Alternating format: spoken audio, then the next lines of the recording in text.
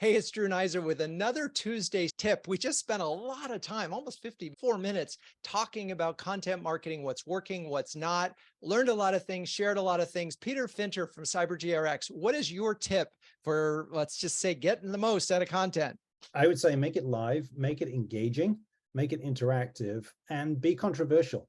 Set it up as a debate, keep it short and sweet, make sure you have opposing points of view, and get people sucked into the conversation. So the last part of that, making it controversial, talk a little bit about how you're, because that's the sort of surprise part of it, but also at the same time, making that controversy relevant. Does that matter? Well, generally speaking, we're confronting status quo. So if we're up against status quo, then somebody is holding on to the current state, and you're obviously pitching for future state. There's a controversy right there. Use it. And why is live so important?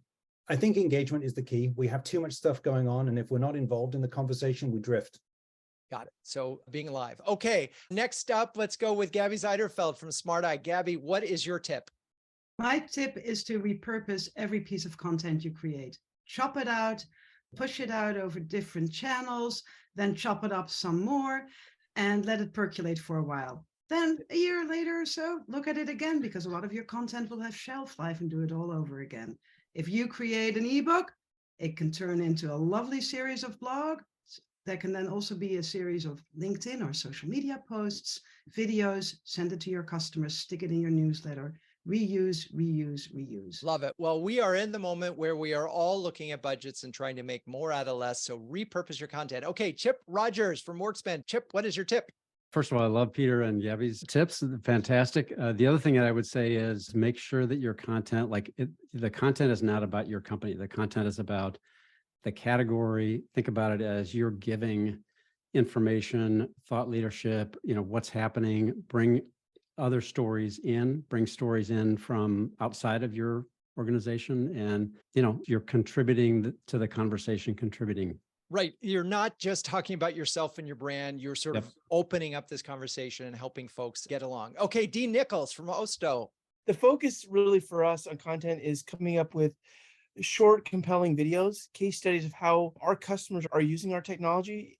And so a lot of it, because there's a lot of misconceptions about facial recognition, it's really to help educate our customers about how the technology actually works and raise their IQ a few points by watching the video, but not by selling them on our solutions, really helping them understand the technology and the pain points it solves. And the little button I want to add to that is any content that your customers find helpful is good content.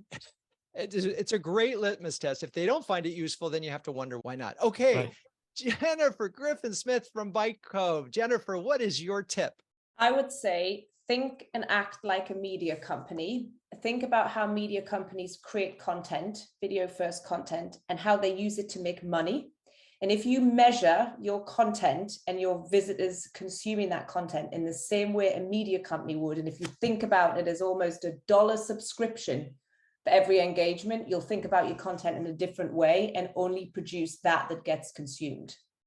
Only produce that gets consumed. And I'm wondering, can you give a little detail though, in terms of helping us understand when you look at your content, your video, what works and what isn't? What do you think about? I think about not click through or open. I think about the length to which a piece of video content is consumed. I always want more than 75%.